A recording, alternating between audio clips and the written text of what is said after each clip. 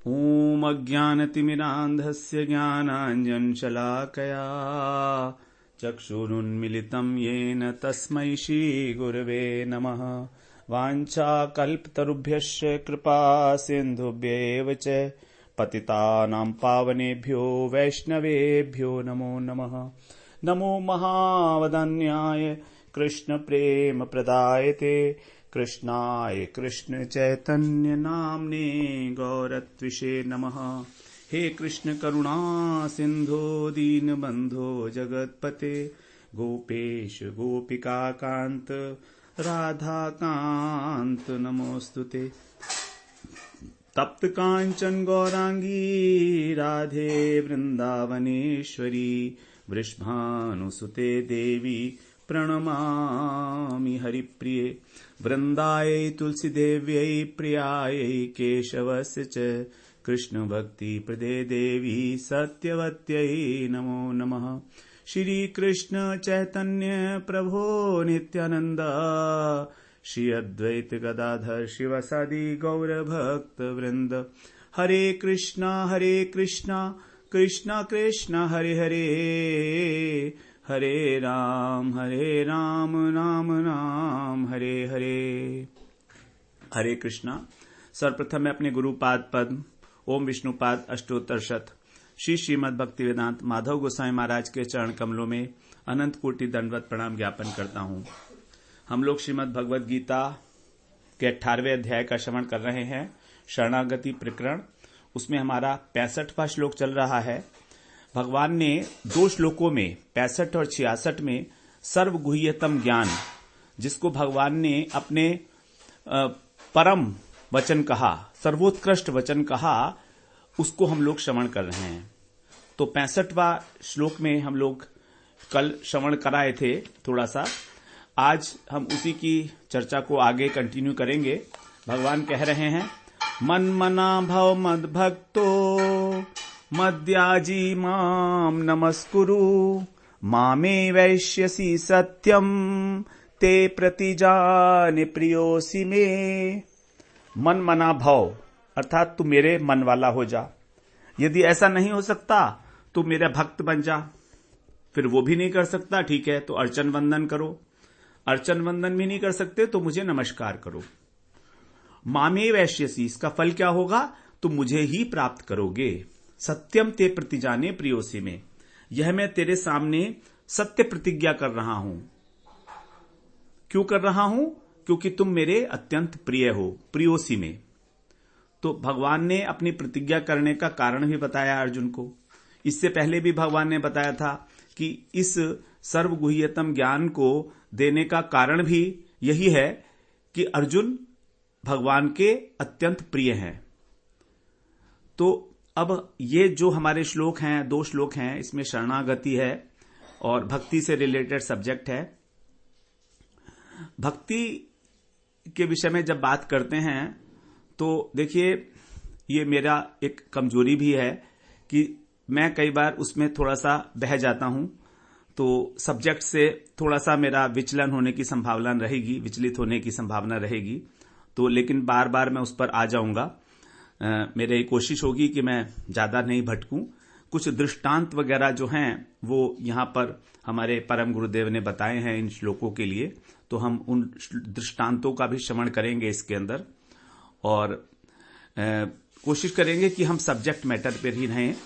लेकिन भक्ति से जब रिलेटेड बात होती है तो बहुत सारी बातें कहने के लिए होती हैं। ज्ञान और योग के विषय में तो, कर्म के विषय में तो मुझे इतना कुछ नहीं मालूम है, लेकिन भक्ति के विषय में बहुत सुना है गुरुदेव से, प्रभु जी से, तो वो सारी बातें कहने का मन करता है। लेकिन समय की तो एक सीमा है, तो हम लोग जितना भी समय है हमारे पास, हम लोग उसे श्रवण करेंगे। तो यहां हम सबसे पहले चर्चा कर लेते हैं मन मना भाव। इसका क्या मतलब है? भक्ति मार्ग में मन की बड़ी प्रधानता है। हम लोगों ने पहले एक बार बात की थी कि बुद्धि की बड़ी प्रधानता है, मन की प्रधानता नहीं है। लेकिन बुद्धि से निश्चय कर लिया हमने भगवान का। अब जब एक बार तत्व ज्ञान हो गया कि कृष्णस्तु भगवान स्वयं, कृष्ण ही हमारे एकमात्र शरण्य हैं, कृष्ण ही स्वयं भगवान हैं, हमें केवल उन्हीं की उपासना करनी है।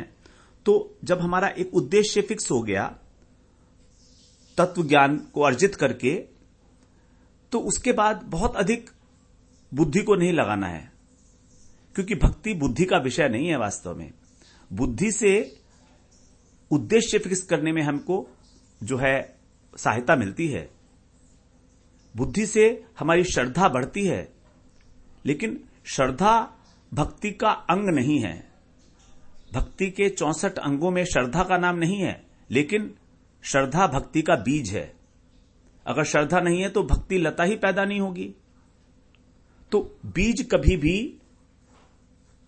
लता का अंग नहीं होता, बीज स्वयं को ही अंकुरित करके और लता के रूप में प्रस्फुटित हो जाता है। उसी प्रकार से है श्रद्धा। तो इस श्रद्धा जो बनेगी ये बुद्धिपूर्वक बनेगी, इसके लिए बुद्धि की आवश्यकता है। और भगवत गीता में बुद्धि की प्रधानता इसलिए दी गई है कि श्रद्धा का जो बीजारोपण है वो हमारे हृदय में हो जाए। तो भगवान बुद्धि की माध्यम से प्रधानता देकर उसको श्रद्धा का बीजारोपण हमारे हृदय में कर रहे हैं। अब उसके बाद फिर मन की प्रधानता हो जाएगी। तो यहां पर इसीलिए भगवान ने कहा मन मना भव। यह शरणागति के बाद की बात है, और यह तो सबसे उच्च बात है, मन मना भव।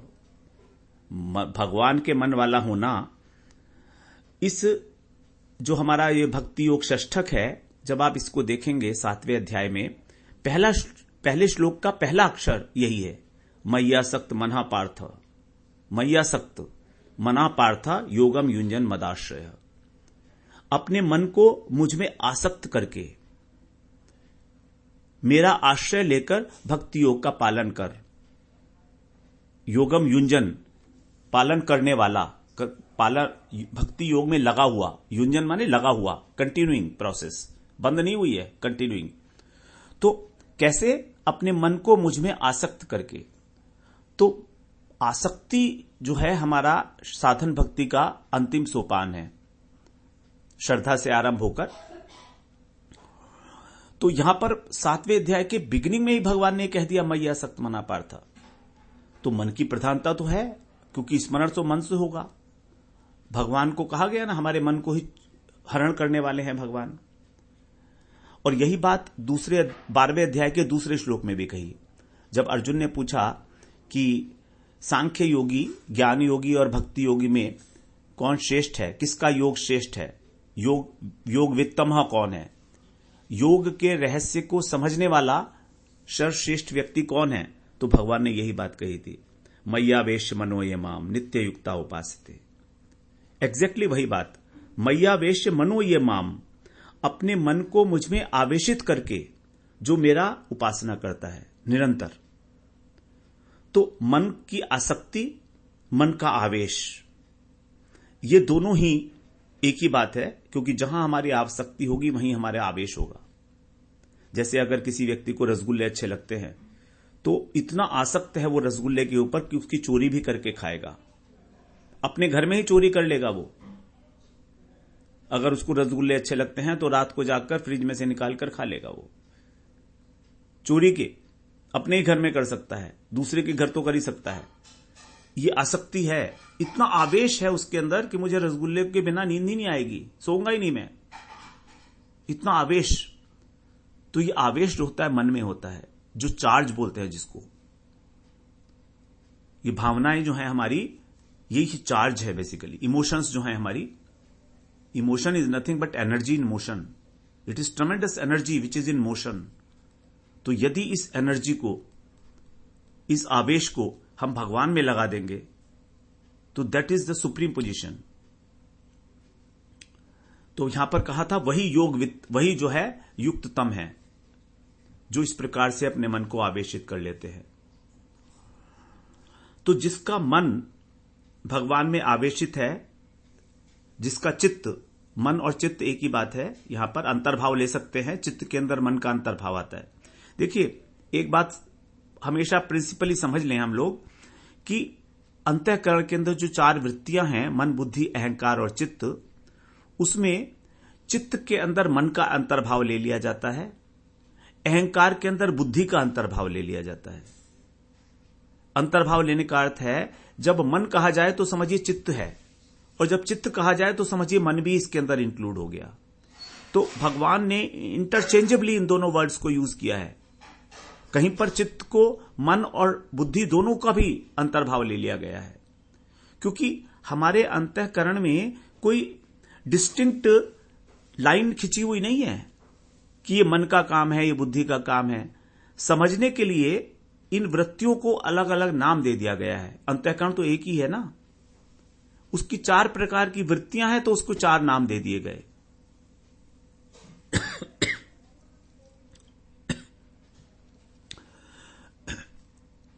तो जब हमारा मन आवेशित हो जाता है भगवान में, अर्थात जब चित्त आवेशित हो जाता है तो क्या होता है? भगवान ने स्वयं कहा है 12वें अध्याय में 7वें श्लोक में, भवामी न चिरात पार्थ मय्यावेशित चेतसाम।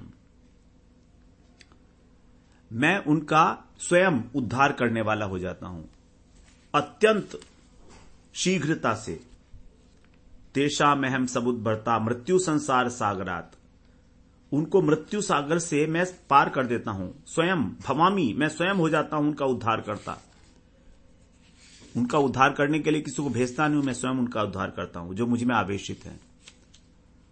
तो वास्तविकता यह है कि हमारा मन जब आवेशित हो जाता है भगवान में तो सबसे इंपॉर्टेंट, सबसे सर्वश्रेष्ठ पोजीशन है। शास्त्रों में कहा गया है कि हम वहां पर नहीं हैं जहां हमारा शरीर है, अपितु हम वहां पर हैं जहां हमारा मन है। हमारी स्थिति वहीं पर है जहां हमारा मन है। जब ऐसा कहा जाता है कि हमें वृंदावन का वास लेकर और भजन करना चाहिए, तिष्ठन ब्रजे तदनुरागी जनानुगामी कालम नयेत अखिलम इति उपदेश सारम। ये उपदेशामृत का 8वां श्लोक है, उसका जो है 3रा और 4था चरण। इसमें कह रहे हैं कि तुम ब्रज के अंदर रहकर भगवान के रागात्मिक जनों का अनुगत्य करते हुए और भजन करो, इस प्रकार अपने काल का यापन करो। तो यहां पर रघुनाथ दास गोस्वामी, वो रूप गोस्वामी बताते हैं कि यदि तुम किसी कारण से वृंदावन का वास नहीं कर सकते, ब्रज का वास नहीं कर सकते, तो जहां पर भी तुम हो वहीं रहो और मन से वृंदावन में आ जाओ। क्योंकि हमारा शरीर जहां है हम वहां नहीं है, हम वास्तव में वहां हैं जहां हमारा मन है। तो मन से हम लोग वृंदावन में वास कर सकते हैं। यही मन की जो है, क्योंकि मन की गति बड़ी सूक्ष्म है। यदि कोई पाकिस्तानी इंडिया में है और जब पाकिस्तान इंडिया का मैच खेलता है तो इंडिया में है वो, लेकिन जब पाकिस्तानी जीतते हैं तो वो जो है पटाखे छोड़ता है। क्यों छोड़ता है? वो है तो वो इंडिया में, लेकिन उसका मन पाकिस्तान में है ना। तो जहां हमारा मन है हम वहीं हैं, हम वहां नहीं हैं जहां हमारा शरीर है। शरीर और मन दोनों एक साथ हो ये तो बहुत ही अच्छी बात है, ब्रज में हो। लेकिन यदि नहीं संभव शरीर का, तो मन से ब्रज का वास किया जा सकता है। मन से गिरिराज जी की परिक्रमा कर सकते हैं, मन से वृंदावन की परिक्रमा कर सकते हैं, ब्रज रज का सेवन कर सकते हैं, मन से निधिवन का सेवन कर सकते हैं, सेवा कुंज में जा सकते हैं। अब ये मन क्या है इसको समझें पहले थोड़ा। सात्विक अहंकार का विकार है ये मन। सृष्टि चक्र में हम लोग बहुत अच्छी तरह से समझ आए हैं। सात्विक अहंकार से मन उत्पन्न होता है। अपने शुद्ध स्वरूप में ये मन स्वच्छ है। इन इस प्रिस्टीन फॉर्म, ओरिजिनल फॉर्म, मन स्वच्छ है। सत्व गुण से, क्योंकि सात्विक अहंकार का कार्य है, तो सत्व गुण से ऊपर उठाकर हमको निर्गुण अवस्था तक ले जाने में सक्षम है मन। उपलब्धि करा सकता है निर्गुण तत्व की, और भगवान निर्गुण तत्व ही हैं, और भगवान की उपलब्धि कराने वाला मन ही है।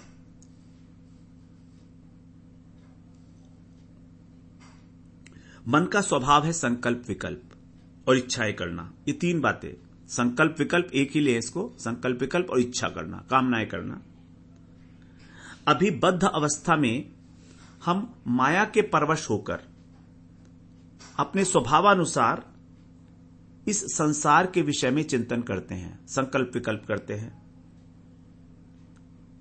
मैं ये काम कर लूं, ये नहीं कर सकता तो ये वाला काम कर लेता हूं, चलो ये विकल्प है। संकल्प फिर विकल्प। संकल्प होता है नहीं ये पॉसिबल नहीं है, ना तो इसका समय है, ना इतनी एनर्जी है, ना इतना पैसा है, चलो कहीं और इसको लगा देते हैं, विकल्प कर दिया। ये संकल्प विकल्प, फिर इससे मुझे ये प्राप्ति होगी, ये कामनाएं हो गई। ये करते रहते हैं, सारे दिन यही करते हैं। सच मानिए सारे दिन आपका मन काम करता है, एक क्षण भी खाली नहीं बैठता। रात को भी केवल सुषुप्ति अवस्था में ही मन सोता है, स्वप्न के अंदर तो पूरा काम करता है वो। अनटायरिंगली इट वर्क्स। अब यदि इस मन का विषय संसार ना होकर भगवान हो जाए तो, जैसे हमने कहा कि मन और चित्त इन दोनों का एक विशेषता है तदाकारिता। ये बड़ी जल्दी तदाकार हो जाते हैं, वही आकार ग्रहण कर लेते हैं जिस वस्तु के विषय में सोचते हैं। यदि मोबाइल के विषय में सोचेंगे तो मोबाइल की फोटो, मोबाइल की पिक्चर हमारे हृदय पटल पर अंकित हो जाएगी। तो जब हम संसार की किसी वस्तु के विषय में सोचते हैं तो संसार का आकार ले लेता है मन, उस वस्तु का आकार। और भगवान के विषय में सोचेंगे तो मन की वृत्ति, चित्त की वृत्ति भगवदाकार हो जाएगी। बिल्कुल ठीक है, उसी आकृति की हो जाएगी।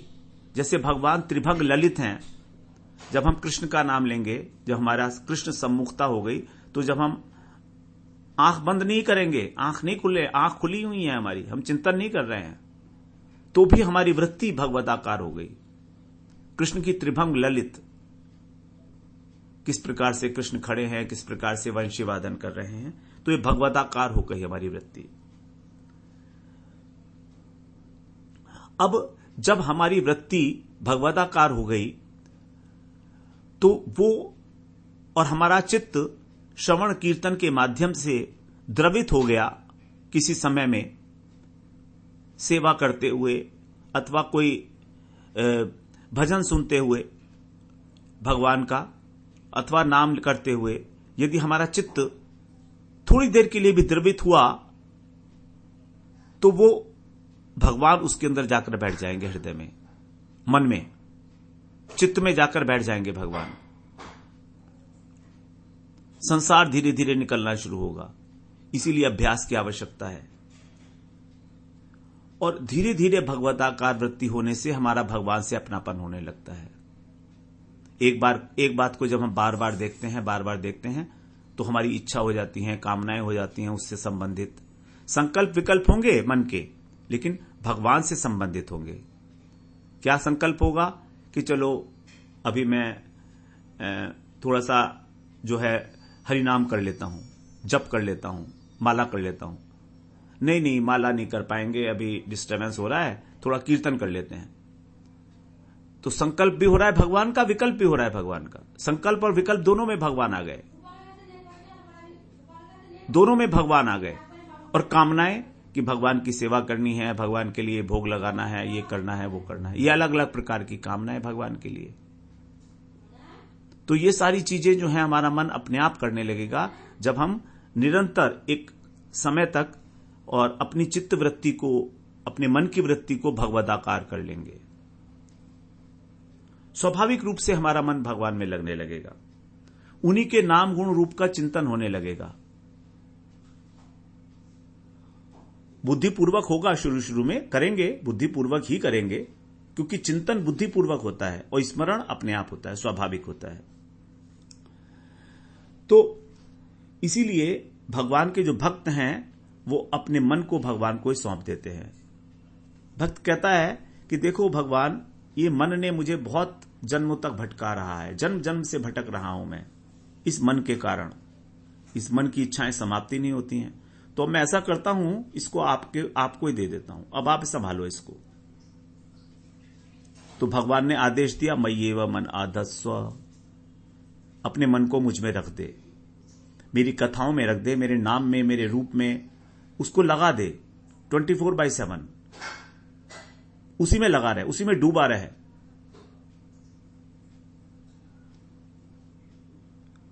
तो ये मन कोई शरीर से अलग तो है नहीं, हमारे अंतःकरण की वृत्ति विशेष है। मतलब केवल विचार ही मन है वास्तव में। मन क्या है? विचार।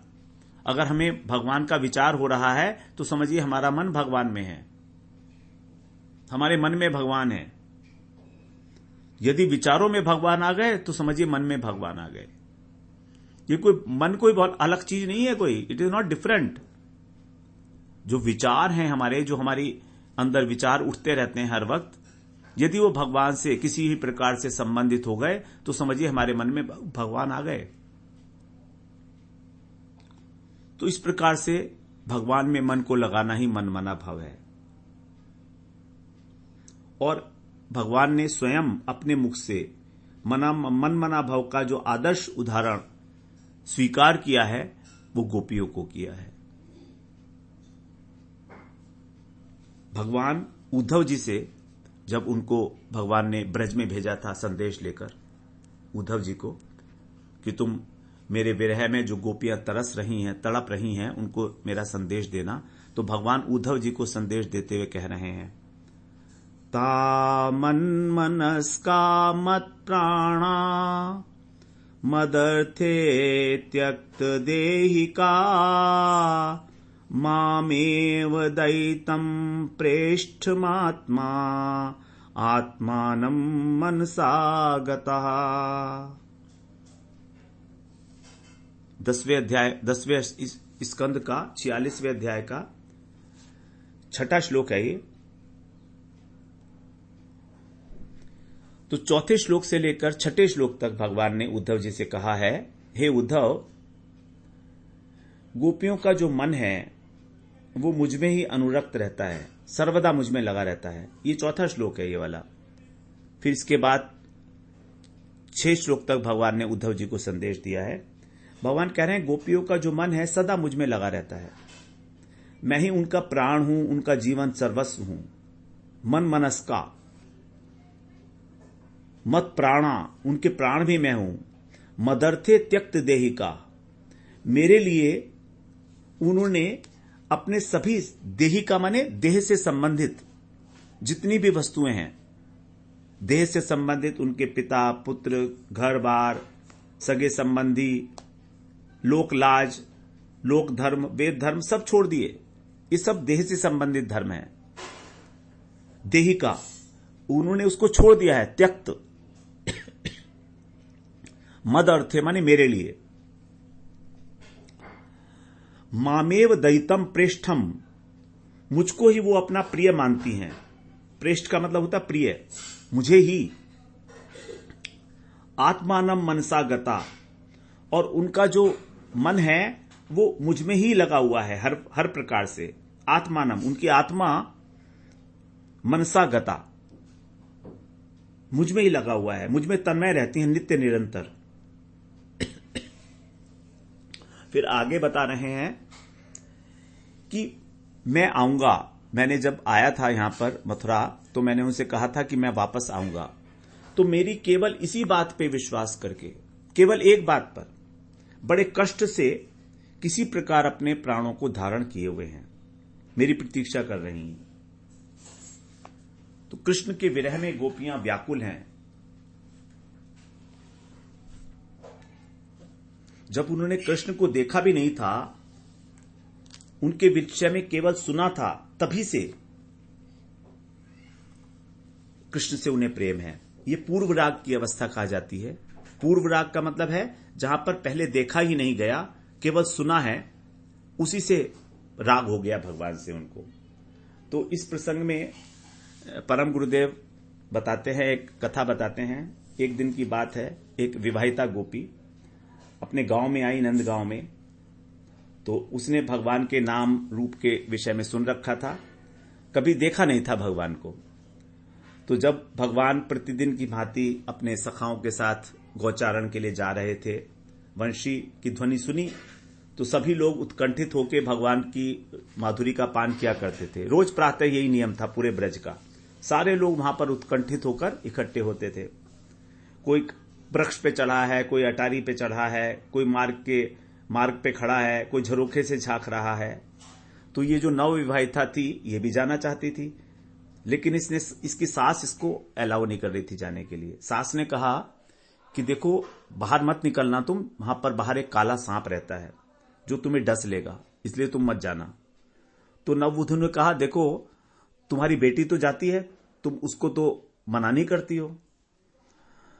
तो भी सास ने उसकी बात सुनी नहीं और उसको मना कर दिया। लेकिन उसने भी सास की बात नहीं सुनी। क्यों सुने? जब उसकी बेटी जा रही है तो वो क्यों नहीं जाए? तो वो भी एक झरोखे में खड़ी हो गई, है ना, साइड में खड़ी हो गई झरोखे में। तो कृष्ण ने जो है उस गोपी के मन की बात जान ली और एक बछड़े की पूंछ को थोड़ा सा पीछे से ऐंठा। तो जैसे ही बछड़े की पूंछ ऐंठी तो बछड़ा भाग के उसी गोपी के पास पहुंच गया, कूदता फांदता हुआ। अब कृष्ण जो है उस बछड़े को पकड़ने के बहाने उधर की ओर ही भागे जहां वो गोपी खड़ी हुई थी, और बस वहां पहुंचे। एक पल के लिए वहां पर उसने उनको देखा और अपनी वंशी से भगवान ने उस गोपी की ठोड़ी को छू दिया, स्पर्श कर दिया थोड़ा सा, और वापस आ गए बछड़े को लेकर। इतना सा किया, और इतना क्या करना था, वो गोपी कृष्ण के प्रेम में आविष्ट हो गई। उसको कोई होश नहीं रहा, वहीं की खड़ी हो गई, वहीं खड़ी की खड़ी ही रह गई, संज्ञा शून्य होकर। घर नहीं आई, शाम हो गई। सास ढूंढती ढूंढती पहुंची, देखा वहां पर एक ठूठ की तरह से बनी हुई खड़ी है। शरीर को झकझोरा, अब सोचती है कि देखो वही हुआ, इसको भी काले सांप ने डस लिया। अपने संग उसको लिवा लाई घर पर, आदेश दिया उसे कि चलो जाओ दही में से छाछ निकालो। दही बिलोने के लिए बोला उसको, नववधू को, दही का मटका। तो जो नववधू थी वो सरसों का, जिसमें सरसों रखी हुई थी, वो वाला मटके को और बिलोने लगी। अब सरसों को क्या बिलोएगी कभी बिलोती कभी रुक जाती, और बड़ी अजीब सी कर्कश आवाज आ रही थी। तो सास आई, उसने देखा ये क्या हो रहा है, तो उसने डांटा उसको कि ये क्या कर रही है, होश नहीं है तेरे को, चल चल ये काम छोड़ तू, है ना, जाकर पानी भर कर ला, यमुना जी से पानी भर कर लाओ, कुएं से पानी भर कर लाओ। तो उसको जो है 2-3 घड़े दे दिए, उसके ऊपर सर पर रखवा दिए घड़े उसके, और रस्सी दे दी, और बच्चा दे दिया, अपना छोटा बच्चा था एक उसका, तो किसी और का बच्चा होगा, वो तो नवविवाहिता थी। तो कहा जाओ कुएं से पानी भर कर ले आओ। तो पानी भरने के लिए गई कुएं पे। अब कुएं पे पानी भरने गई तो बाल्टी के अंदर जो है वो घड़े के अंदर उसने रस्सी बांधी, और उसको रस्सी बांध के घड़े को कुएं में लटकाना था। लेकिन उसकी स्थिति तो इस प्रकार की थी नहीं, वो तो अभी भी आविष्ट है कृष्ण के प्रेम में। कृष्ण ने एक बार छू दिया था उसको वंशी से, तो उसने क्या करा, उसके पास जो बच्चा था उसी के गले के अंदर रस्सी बांध दी, और उस बच्चे को ही जो कुएं में लटकाने के लिए तैयार हो गई। तभी जो और साथ में जो पानी भरने के लिए आई थी वो चिल्लाई सब, और उसको इस प्रकार से करने से रोका वहां पर। और सब लोग जो हैं उसकी कहने लगे हाय हाय क्या हो गया, देखो तो इसको भूत लग गया है, इसको भूत चढ़ गया है, कोई क्या कर रही है, ये तो अभी बच्चे को ही मार देती इसको। तो अब जो गोपी जानती थी कि इसने जो है कृष्ण का दर्शन कर लिया है, इसीलिए ये थोड़ी पगला सी गई है, तो वो बोलती हैं देखो देखो इसको भूत नहीं लगा है, इसको नंद का पूत लग गया है। तो यही है वास्तविकता। जब कृष्ण किसी के हृदय में बैठ जाते हैं आके, तो फिर वो इस जगत का कहां रहता है। यही है मनमना भाव। उस गोपी का मन कृष्ण ने चुरा लिया। इस प्रकार से ये मनमना भाव की चर्चा की हम लोगों ने। कल हम बात करते हैं मदभक्त के विषय में भगवान क्या कहने चाह रहे हैं। वांछा कल्पतरुभ्यश्च कृपा सिंधुभ्यैव च पतितानां पावनेभ्यो वैष्णवेभ्यो नमो नमः।